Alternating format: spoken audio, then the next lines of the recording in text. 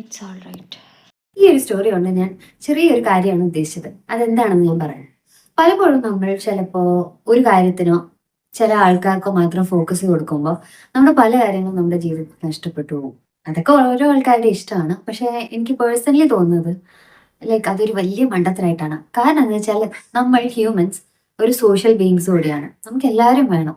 Friends വേണം, വീട്ടുകാർ വേണം, എല്ലാവരും വേണം. കേരളത്തിലാവട്ടെ, ഇന്ത്യയിലാവട്ടെ സൂയിസൈഡ് റേറ്റ്സ് ക്രമാതീതമായിട്ട് കൂടിയിട്ടുണ്ട്.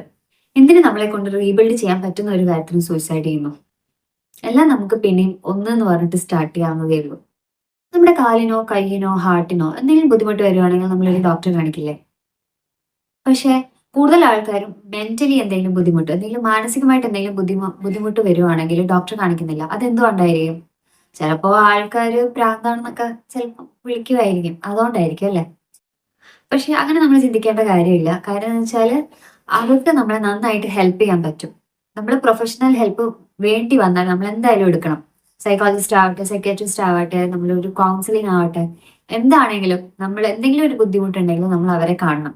കാരണം ഫസ്റ്റ് സ്റ്റെപ്പ് നമ്മളായിട്ട് തന്നെ എടുക്കണം. ഇതൊരു വേറെ രീതിയിലുള്ള ഒരു അറ്റംപ്റ്റ് ആയിരുന്നു.